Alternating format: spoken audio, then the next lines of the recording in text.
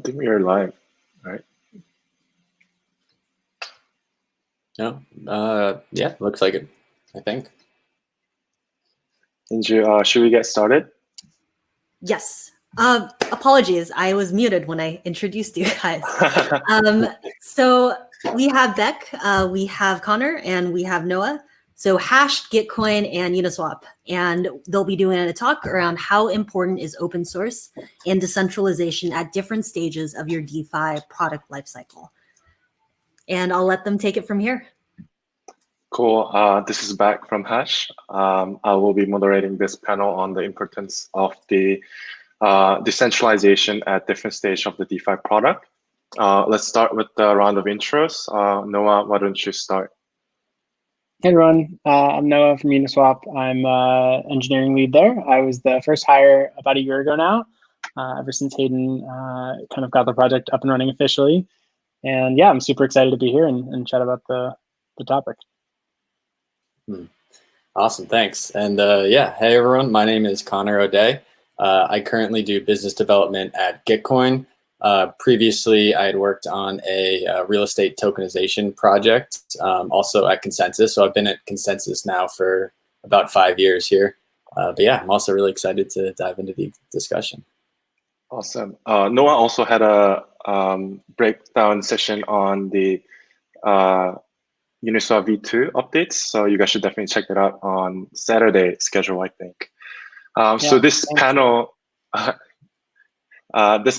is hearing a little bit more about the insiders from these leading projects on how they were able to grow and be also decentralized. So how do you guys define the stages of the DeFi product lifecycle? I know Gitcoin is a little bit more for the general use cases, but I think you guys definitely do fall into similar category on how you guys grew into this community where a lot of new founders we see today in DeFi and both in crypto start their venture from Gitcoin, getting initial funding from Gitcoin, or starting with the liquidity from the Uniswap. So curious how you guys define that term. Yeah, I can go first here. So yeah, I mean, interestingly enough, like I don't consider Gitcoin to be a full-fledged DeFi product in the sense that many people understand what DeFi is. We have many products that kind of work adjacent to DeFi. Our core product is a bounties platform that uses smart contracts on Ethereum, but we also have Gitcoin grants, and we've been experimenting with different matching algorithms, CLR. If you guys have seen some of that, we also have like Gitcoin kudos, which are non-fungible tokens. We do some like ethical advertising. We run hackathons. So we have a lot of different products that kind of work in tandem. But in terms of the stages of a DeFi project, right? I mean, the earliest would be an MVP, like something that works. And then I define the next stage as kind of growing a user base. You have people who are coming back to your platform that are using it for its purpose. And if I were just to do one more bucket, I guess is the final stage of DeFi to me is where you have a platform that could exist independent of your company. So if Uniswap as a company were to disappear, I'm pretty sure Uniswap would live on. I know there's other front ends people have built for it, and it's all open source, so it's there. And so that's where I think the goal should be to get to for a DeFi project. With Gitcoin, for example, the biggest focus I think was just to focus on building your user base. So I mean, from the start, we could have been, fully decentralized with smart contracts and, decentralized arbitration and voting. But a lot of those tools are really hard to build and not perfected yet. And so instead of just diving fully into, decentralization, building a product that's easier to use, that you can build up your user base is really important, and giving your users, new and interesting tools that, although maybe they are somewhat centralized, will keep them coming back and keep it growing. Yeah, and just to add another perspective there, I think that's all super interesting. And, Gitcoin has this kind of very, like CLR is something that you really couldn't do permissionlessly right now, but it's super valuable to have experience, like seeing how that kind of experiment can run in the community. Kind of on the other side of things, Uniswap is luckily for us in the position of being in a space where true kind of decentralization is possible right off the bat. So there's no kind of identity issues or issues of kind of market manipulation or anything of that nature that kind of you have to be slightly more opinionated about. We are basically in the market of swapping tokens, for other tokens, and while that has a whole host of kind of issues and problems associated with it that you have to be careful with when you're building an automated market maker. We were able to Hayden was able to launch the kind of initial version of the product in a fully kind of decentralized way that is kind of, I think, maybe not to toot our own horn, but it's kind of the gold standard of decentralization. It's one example. There's a couple projects out there that have done really, really well on this front. It's not just us, but we're really proud of that, and it's something that it's a core value of ours, just because of the space that we're in, relative to some of these other projects. So incremental decentralization is totally valid for some projects, DeFi projects, slightly more social projects like Gitcoin. But for us, it made sense to go kind of full decentralization right away. And interestingly, we've actually raised, Hayden raised a round. We now do have a company. We're actively iterating on the protocol. As like mentioned, we have a V2, kind of in the works.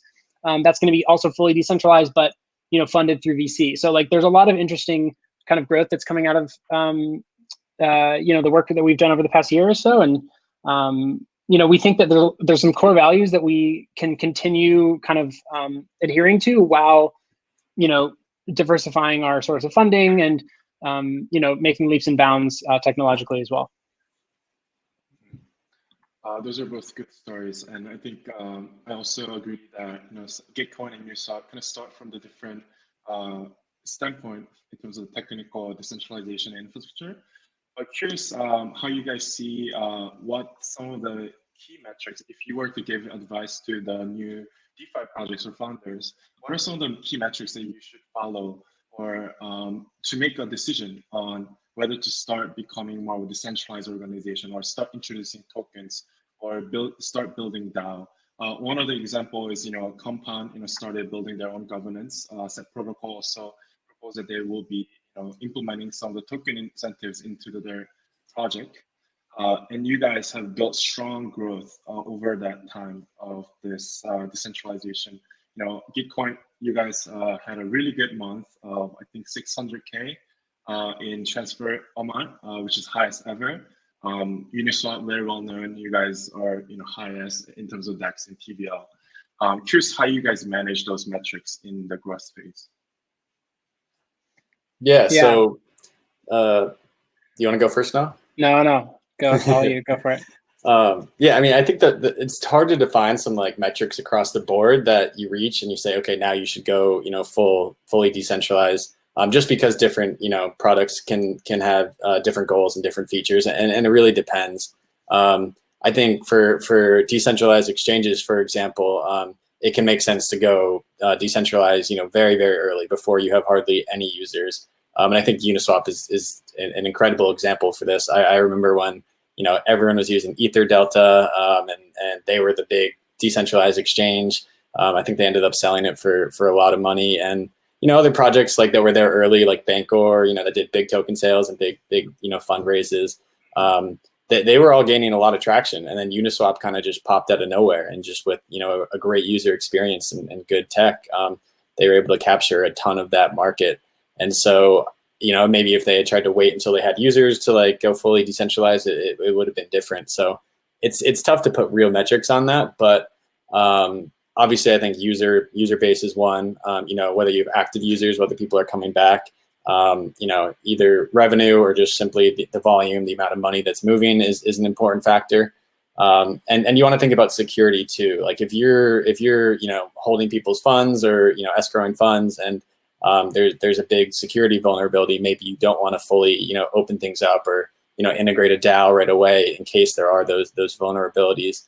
But I guess in Gitcoin's case, we're just really trying to iterate on the product and kind of we've obviously been fully open source from the start, but continue thinking about what tools make sense to have in a decentralized manner and what tools aren't quite ready yet. For example, with CLR, with the grants, identity is really, really important here. And if you can make multiple identities, you can pretty easily game the system. And so I think what we do right now is it's based off of GitHub accounts, but also the age of those GitHub accounts as a way of preventing Sybil attacks, which is obviously, a bit centralized. It's not an ideal solution, but there's, not enough identity tools out there that are quite ready to take us to that next level. And on the other side, so what I mentioned before is I previously worked on this project called Meridio, where we were, tokenizing real estate, issuing fractional shares. And these are, real US securities that, follow all the securities regulations and laws. And with things like that, well, I think it's not quite full DeFi. These are still, tokens and products that could use DEXs, and that could be used with DeFi. But you need some centralized oversight. Someone needs to be the issuer. You need a broker dealer license. You need to make sure those tokens don't get in the hands of whether non-US people or non-accredited investors or whatever thing you're filing under. And so in that case, it probably doesn't make sense to ever go fully decentralized, no matter how big you get. So yeah, I guess largely it really depends on what you're trying to do and what your goals are. Yeah.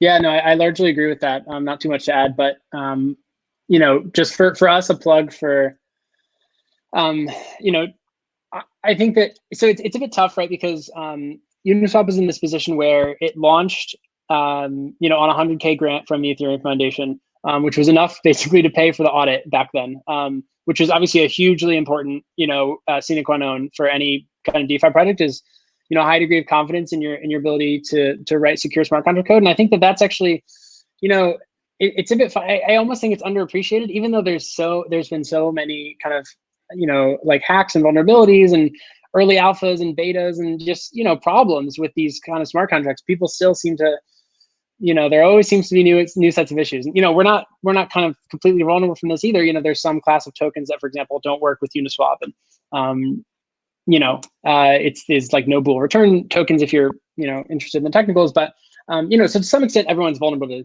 this. But basically what I'm trying to say is that, a lot of these DeFi projects do need kind of a very secure code base to even start, thinking about releasing or decentralizing. And to get that, you kind of need to pay for an audit, and to pay for an audit, you need money. And so, you do get this circular loop where you either need VC money, you need kind of a grant of a reasonable size from some, open source entity, whether it be, EF or, perhaps even Gitcoin, something like that, or you need revenue, right? And you can't get revenue from a crypto source, or, like you have to have audited things on chain before you're able to get revenue from it, unless you have some other source, right? And so I do think it's important to keep in mind the life cycle of companies as they're entering DeFi and what their incentives are.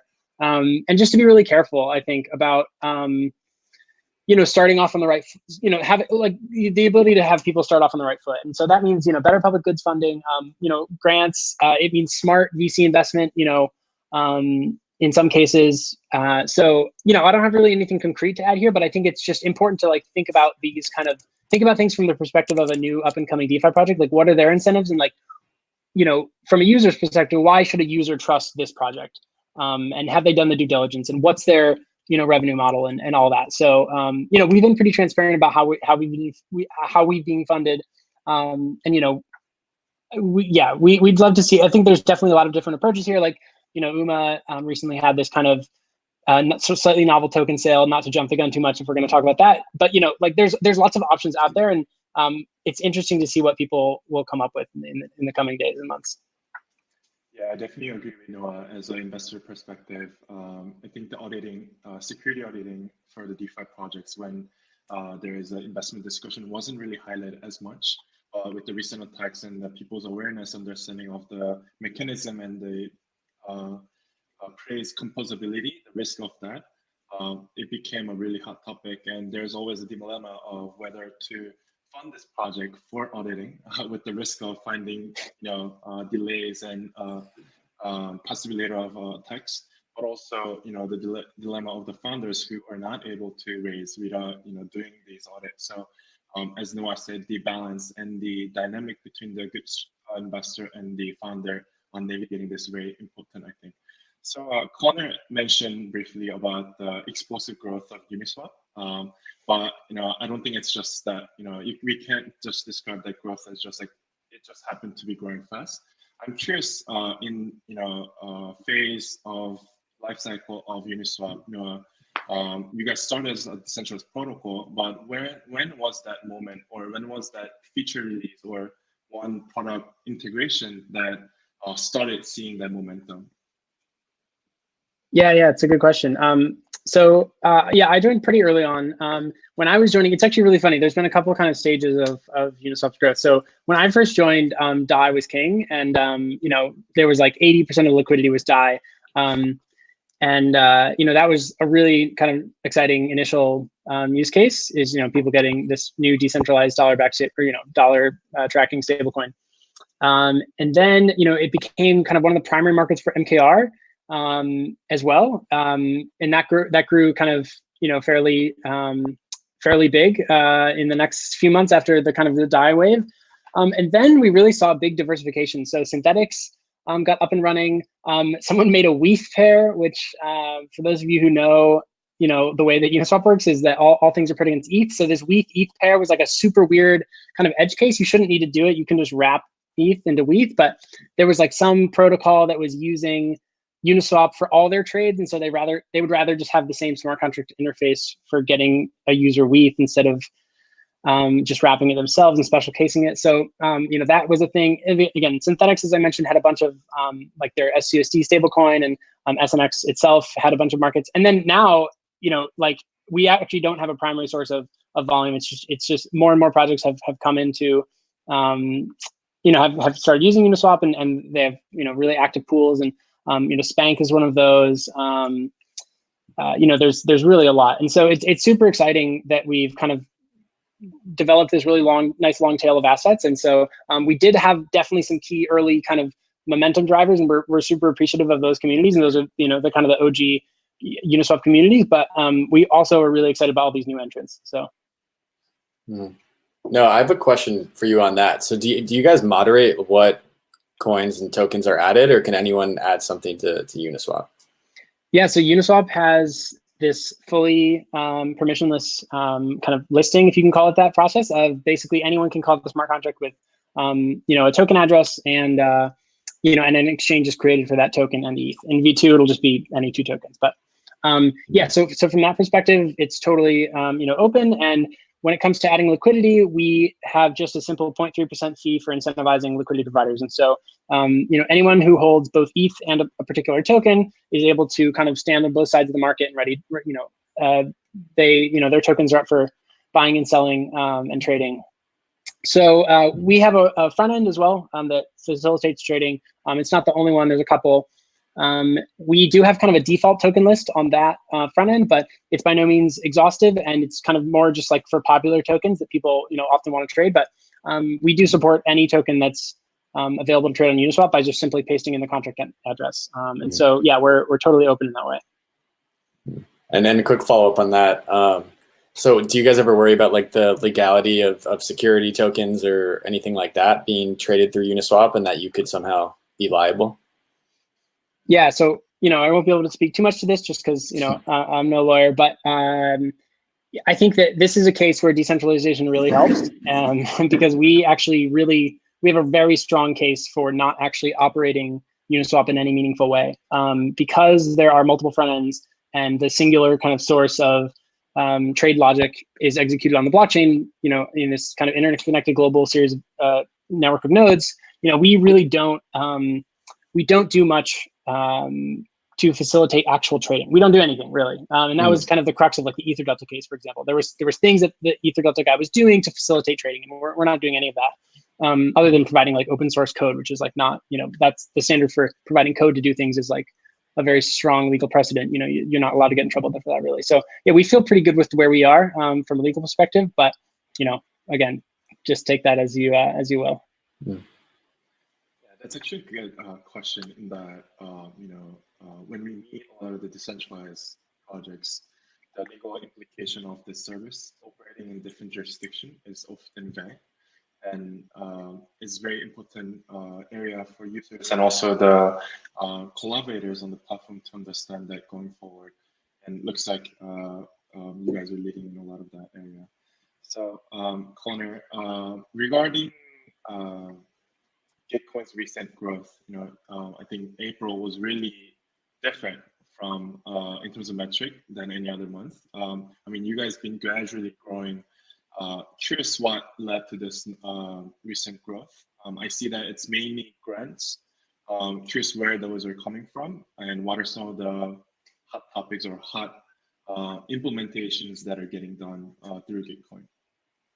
So for those of you that don't know, so April has been our biggest month yet so far in gross marketplace value and also revenue. And one of the leading drivers of that is Gitcoin grants. As many of you guys know, there's been a lot of hype around crypto Twitter and just in the Ethereum space.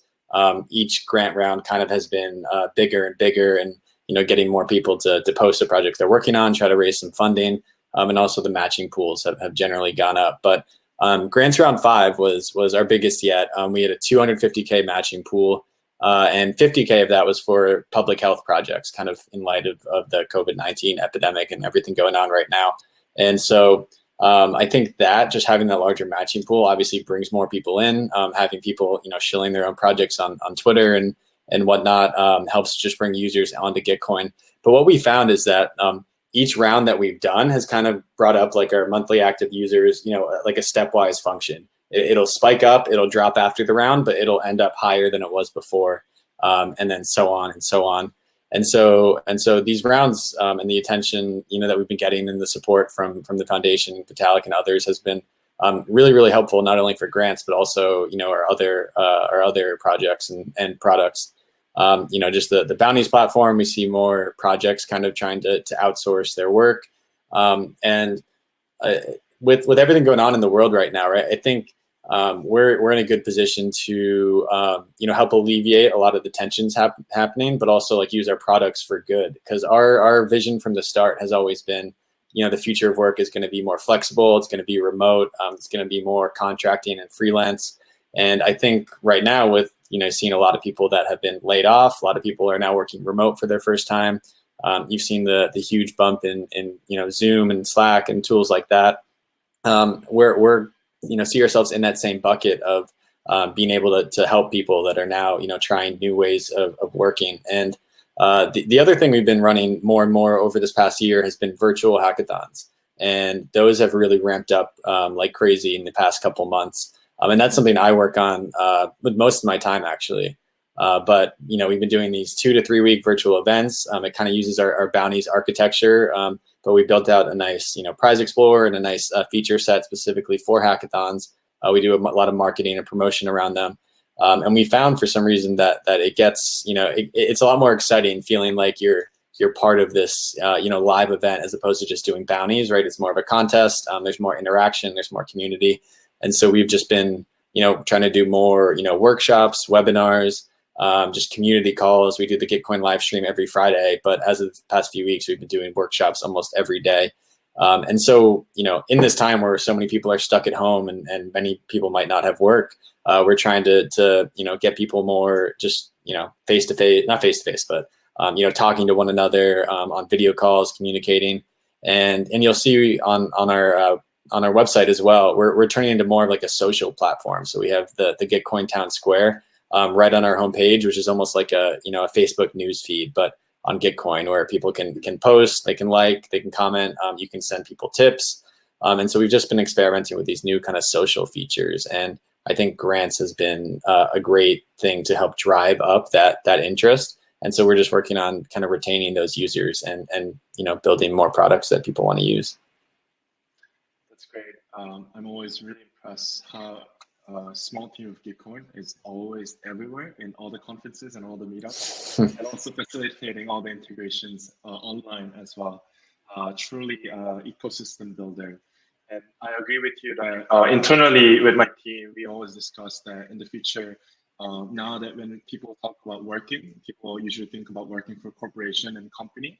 But future is that people will be working for protocol, whether that's staking or participating in bounties or becoming a liquidity provider on Uniswap. So these kind of either passive or active income through a decentralized way is really fascinating, and I think our teams are doing a lot of the initial experiments on that. So I wanted to switch gears a little bit towards the end, 5 minutes of this session. So I'm curious, what are some of the main threats that you guys are seeing in the growth of the projects? Obviously, within the DeFi community, we've seen recent attacks on BZX and DForce, and how centralized entity, the founding team, for example, went about to negotiate and cooperate with some exchanges or other external researchers to get back the money or do the analysis. How do you guys think, I guess the first question on that is, where do you see the boundaries of the role in the founding team in such unexpected events or threats? Yeah, I can take this one really quickly. Yeah, so the DForce kind of situation and similar hacks are fairly unfortunate. You never like to see that. From our perspective, I think we see ourselves more as Uniswap itself, the company sees ourselves more as kind of like pattern enforcers than actual like stewards. As I mentioned, we're not really actually doing anything to facilitate trading. Really, right? We're building open source code for the most part is really all we're doing. And so I think it's really important to have that code be reputable, really high quality, and maybe most importantly, open source. And not just open source like GPL. So it's like aggressively open source. We're forcing people who don't want to use Uniswap code to open source their products in turn. And so, we're trying to, we're trying to create like sustainable kind of smart contracts that can power a decentralized future, really, is what we want to do. And so we need to ensure that these contracts are extremely simple, extremely minimal, extremely robust. And to the extent that we can, to the extent that we have leverage because the initial launch of Uniswap was really popular and we've continued to have traction, we're gonna push our damnedest on these kind of open source standards. And so I could give a lot of examples. Just to give one, Martin Woodfall, who was involved with MCD launch, and he's at he does a lot of kind of open source work, and he launched Shy. He has this permit idea about meta transactions for ERC20s, and the meta transaction scene is super exciting, but it's also been so fragmented. And so this is one thing that we kind of are throwing our weight behind. We've added permit support into Uniswap v2, and we think it's one of the top contenders for meta transactions on ERC20s. And we think that any help that we can lend to this kind of idea and any popularity it doesn't get, we're going to do our best to try to push that. So those are the types of things that I think we see ourselves doing. Yeah, totally. And yeah, the D4 situation was pretty crazy, how that all played out. But I mean, largely, like, I don't think you can rely on things like that, like having a centralized entity trying to negotiate or get money back. Because at the end of the day, like as more and more DEXs pop up, as privacy coins and privacy tools are more prevalent, it's going to get harder and harder to do that. So I mean, currently it should be done to like the full extent that it can right now to help mitigate these issues. But really, like, the focus should be on security and prevention as opposed to like mitigation after the fact. And like Noah just said, I mean, a big part of that I think is like standardization. So kind of reusing the same contracts over and over. But also just, for example, I think bug bounties obviously are really important here, because if a black hat can steal a bunch of money and there's no incentive for them not to, they're gonna. But if they can, still make a big chunk of money exposing these flaws and not risk going to jail, I think people will do that as well. And so we're obviously still in the really early days here. There's going to be issues, and the more, the sooner that they're found, the sooner that we can kind of move on and secure these systems even further. And I think some of the flash loan stuff recently has been pretty interesting too, some of those exploits, because I mean, there's a big debate of whether, this is a feature or a bug, like whether it's an exploit or whether it's like the intended use.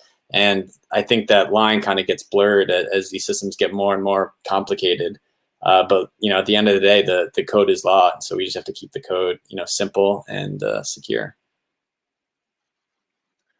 Cool. I guess this is our time to open up for questions. I saw a lot of cheers, but didn't really see any questions on. All right. So if you guys have any specific questions, drop it in now. We have 1 more minute, and then we will need to transition to the next session. So please ask your questions now. Or tweet at us later. Yes, or do that. Yeah. All right. Let's let them tweet at you. So we're going to transition to the next session now. Thank you guys so much for doing this, and have a great day. Yeah. Thank you for having us. Bye.